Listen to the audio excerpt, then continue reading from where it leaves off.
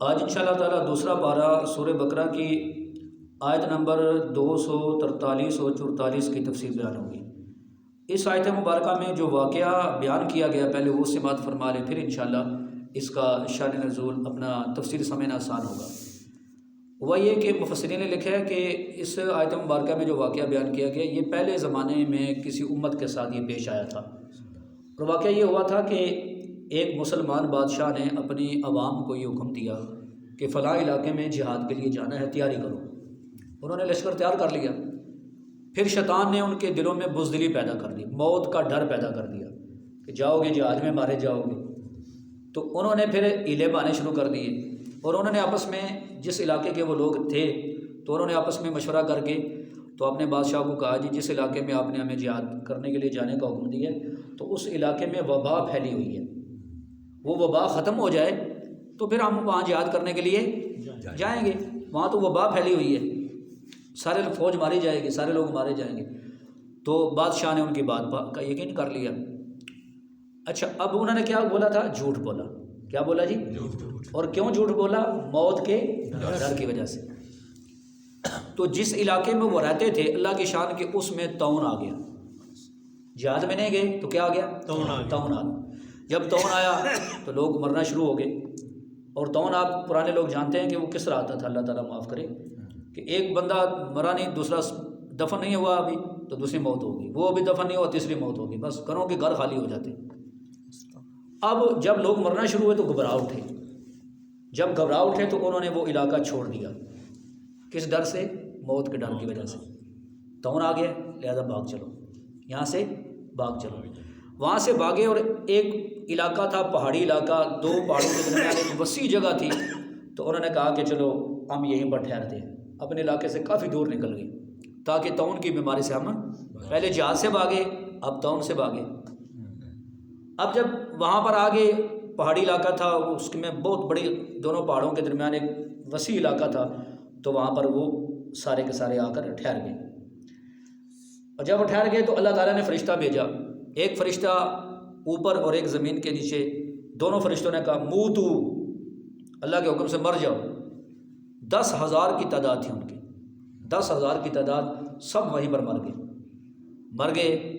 پھر اس کے بعد وقت گزرا، چمڑے ان کے ختم ہو گئے، ان کی ہڈیاں ٹوٹ گئیں، بکھر گئیں، بوسیدہ ہو گئیں۔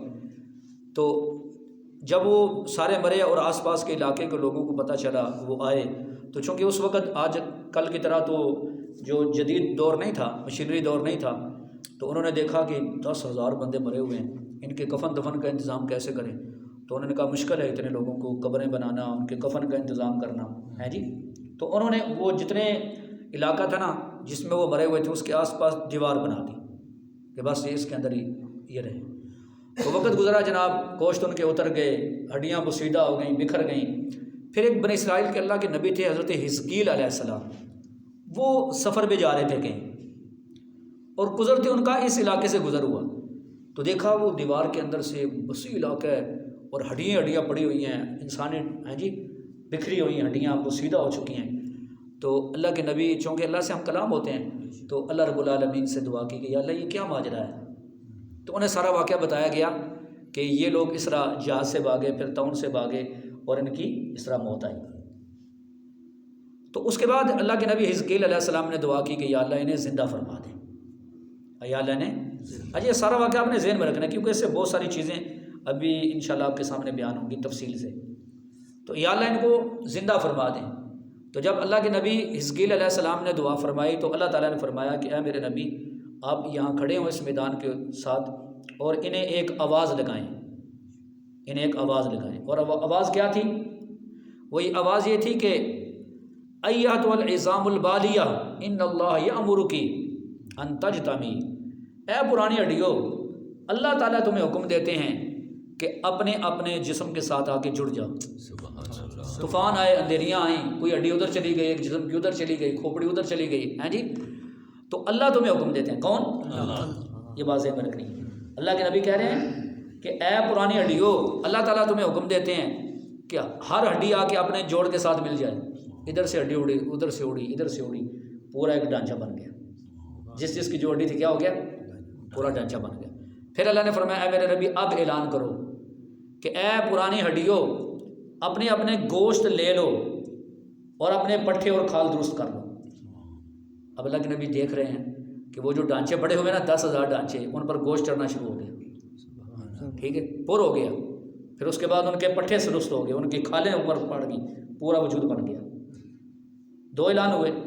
تیسرا اعلان پھر اللہ نے فرمایا میرے نبی اب اعلان کرو کہ اے وہ روحو، اللہ تعالیٰ تمہیں حکم دیتے ہیں کہ جس جسم کے اندر پہلے تم موجود تھی، جس کی وجہ سے ان میں حیات تھی، تم دوبارہ واپس لوٹاؤ۔ بس یہ اعلان کرنا تھا کہ 10,000 کا مجمع اسی میدان میں کھڑا ہو گیا۔ سبحان اور آگے پیچھے دیکھتے ہیں یوں اور دیکھ کے کہتے ہیں سبحانک لا الہ الا انت، سبحانک لا الہ الا انت، سبحانک لا الہ الا انت۔ اور یہ واقعہ یہاں قرآن میں موجود ہے۔ دیکھو اللہ تعالیٰ فرماتے ہیں الم تر الی الذین خرجوا من دیارہم، کیا تمہیں معلوم نہیں ہے ان لوگوں کے بارے میں جو اپنے گھروں سے نکلے، وہم الوف، اور وہ ہزاروں کی تعداد میں تھے۔ حسین فرماتے ہیں 10,000 تعداد میں تھی۔ حاضر الموت، گھروں سے کیوں نکلے جی؟ موت سے ڈرتے ہوئے، پہلے جہاد سے بھاگے، اب طاعون سے بھاگے۔ فقال لهم اللہ موتوا، اللہ نے کہا مر جاؤ، سارے کے سارے، یعنی فرشتوں نے اللہ کے حکم سے کہا مر جاؤ، تو مر گئے۔ پھر زمانہ گزر گیا، پتہ نہیں کتنے سال گزر گئے، گوشت الگ ہو گیا، ہڈیاں ان کی ٹوٹ کے پھوٹ گیا، آگے پیچھے چلی گئی، کھوپڑی کسی کی کہیں پڑی ہوئی ہے، ٹھانگ کسی کی کہیں پڑی ہوئی ہے جی۔ ثم احیاہم، پھر اللہ نے انہیں زندہ کر دیا، پھر اللہ نے انہیں زندہ کر دیا۔ اچھا یہ حکم، یہ جو واقعہ ہے نا، یہ واقعہ سنا کے اس کے ساتھ جو آیت ہے نا، اس میں یہ واقعہ سنا کے اللہ کے راستے میں قتال کا حکم دیا گیا ہے۔ کیا مطلب؟ اس امت کو یہ بتانا مقصود ہے، کیونکہ اللہ کے نبی علیہ السلام جو ہمارے نبی ہیں، آخری نبی ہیں، کتاب بھی آخری ہے، یہ امت بھی آخری امت ہے، تو اس سارے دین کی حفاظت چونکہ اللہ نے جہاد کے ذریعے کرائی ہے، تو اس لیے یہ حکم دیا کہ اللہ کے راستے میں قتال کرو، اللہ کے راستے میں لڑو، اور موت سے نہ ڈرنا کہ جہاد میں جائیں گے تو موت آ جائے گی، موت اپنے وقت پر ہی آئے گی، ہاں جی، موت سے نہ ڈرنا ہے جی۔ یہ واقعہ تمہارے سامنے ہے، تو یہ واقعہ سنا کے میرے بھائیوں، تو گویا سبق یہ دینا مقصود تھا کہ کبھی موت سے ڈرتے ہوئے جہاد سے جی نہ چرانا، جہاد سے کبھی نہ بھاگنا ہے جی۔ وہ قرآن پاک میں ایک واقعہ موجود ہے نا کہ کچھ صحابہ کرام رضوان اللہ علیہم اجمعین غالباً غزوہ احد میں شہید ہو گئے، غالباً غزوہ احد کا واقعہ ہے۔ تو ایک مسلمان تھا بھائی سچا مخلص، اور اس دوسرا بھائی منافق تھا، تو وہ آپس میں بیٹھے ہوئے ہیں، کھانا کھا رہے ہیں، اور وہ جو کافر بھائی ہے نا وہ کہنے لگا کہ الذین قالوا لاخوانہم وقعدوا لو اطاعونا ما قتلوا، کہنے لگا کہ ہم کہتے نہیں تھے جہاد میں نہ جاؤ مارے جاؤ گے، اگر وہ ہماری بات مانتے تو آج قتل نہ ہوتے۔ غزوہ احد میں نا 70 صحابہ کرام شہید ہوئے، 70 زخمی ہوئے، خود نبی علیہ السلام بھی زخمی ہوئے۔ کہنے لگا لو اطاعونا ما قتلوا، ساڈی گل من دیتے قتل نہ ہوتے، جی اسی گھر بیٹھے ہیں بوٹیاں کھا رہے ہیں، تو اگر ہماری بات مانتے تو قتل نہ ہوتے۔ تو اللہ تعالیٰ نے فرمایا قل فادرؤوا عن انفسکم الموت ان کنتم صادقین، فرما دیجئے اگر تم سچے ہو نا اپنی بات میں کہ وہ جہاد میں گئے تو قتل ہو گئے، اگر تم اپنی بات میں سچے ہو تو پھر موت روک کے دکھاؤ، اگرچہ تم جہاد میں نہ نکلو، گھر میں بیٹھے رہو، موت کو روک کے دکھاؤ، ان کنتم صادقین، اگر تم سچے ہو۔ تو موت ان کو بھی آئی کہ نہیں؟ منافق مر گئے، کافر مر گئے، مسلمان جو گئے جہادوں میں وہ شہید ہو گئے، آج ان کے تذکرے ہیں، ان کا ذکر ہے، لیکن وہ جو منافق تھے ان کا پتہ ہی کوئی نہیں، کوئی پتہ نہیں ہے جی۔ ابھی موت سے ڈر کے میرے بھائیوں، موت سے ڈر کے اللہ کے حکم سے کبھی انسان بھاگے، یہ واقعہ سنا کے اصل میں یہ سمجھانا مقصود ہے۔ یہ ابھی قریب زمانے میں نا یہ مثال ہے ایک، ابھی قریب زمانے میں ایک بڑے عالم ہیں اور مجاہد بھی اللہ کے راستے میں جہاد بھی کرتے ہیں، وہ انہوں نے واقعہ سنایا، کہتے ہیں کہ ایک لڑکا اس نے ٹریننگ حاصل کی، تربیت حاصل کی جہاد کی، پھر اس کے بعد وہ گھر والوں نے اسے بلایا، اور گھر والوں نے اسے بلایا اور یہ کہا کہ تو اب دوبارہ نہیں جائے گا، تجھے فلاں لڑکے نے خراب کر دیا ہے جی، تو فلاں لڑکا جو ہے تو اس کے ساتھ گیا، تو نے ٹریننگ حاصل کر لی، جہاد کی تربیت حاصل کر لی۔ تو انہوں نے اسے اتنا زیادہ پریشان کیا کہ اس نے یہ ارادہ کر لیا کہ میں نہیں جاؤں گا، اس کی شادی بھی کر دی کہ میں اب نہیں جاؤں گا۔ اور کہتے ہیں اللہ کی شان کہ اب یہ ہوا کہ وہ جو دوسرا لڑکا اس کے ساتھ تھا وہ شہید ہو گیا اللہ کے راستے میں، اور یہ جو لڑکا جس کو گھر والوں نے روک لیا، جہاد میں نہیں جانے دیا، وہ اپنے کسی کام کے لیے جا رہا تھا، پیچھے سے ٹرک نے اسے ٹکر ماری اور وہ مر گیا۔ تو اس کی ماں پھر اس عالم کے گھر میں آئی اور رو رہی تھی، کہہ رہی تھی کہ ہم کتنے بے وقوف تھے کہ ہم نے اپنے بیٹے کو جہاد میں نہیں جانے دیا، پھر بھی ہمارا بیٹا فوت ہو گیا. اگر وہ اللہ کے راستے میں شہید ہوتا تو آج ہم بھی کہتے ہیں کہ ہم بھی شہید کے وارث ہیں. تو اس لیے بھائیو یہ حکم ہے. اچھا یہاں پر ایک مفسرین نے ایک اور مسئلہ بھی لکھا ہے، کیونکہ ان کے ساتھ دو واقعے پیش آئے، جہاد سے بھاگے اور طاعون سے بھاگے. تو طاعون کہتے ہیں یا اس کے علاوہ کوئی بیماری کسی علاقے میں اگر پھیل جائے تو نبی کریم صلی اللہ علیہ وسلم کا فرمان ہے کہ اس علاقے والے وہ علاقہ چھوڑ کے باہر نہ نکلیں اور باہر والے اس علاقے میں داخل نہ ہوں. سیدنا عمر فاروق رضی اللہ تعالیٰ عنہ تشریف لے جا رہے تھے شام کے علاقے میں، آپ نے شام کے علاقے میں جانا تھا. جب سرحد کے قریب پہنچے نا تو آپ کو بتایا گیا کہ شام میں اس وقت ایک طاعون پھیلا ہوا ہے، امواس اس کا نام ہے طاعون کا. امواس اس لیے کہتے تھے کہ ایک بستی کا نام تھا، اس میں پہلے طاعون شروع ہوا پھر پورے شام کے اندر پھیل گیا، اتنا خطرناک کہ ہزاروں کی تعداد میں لوگ مر گئے، جیسے کرونا وائرس میں لوگ مرے. تو سیدنا عمر فاروق رضی اللہ تعالیٰ نے جب سرحد پر پہنچے اور آپ کو بتایا گیا کہ وہاں طاعون پھیلا ہوا ہے تو آپ نے مشورہ کیا کہ کیا کرنا چاہیے، کہ کیا ہمیں جانا چاہیے یا واپس جانا چاہیے. تو بہت سارے صحابہ کہہ رہے تھے کہ آپ کو جانا چاہیے.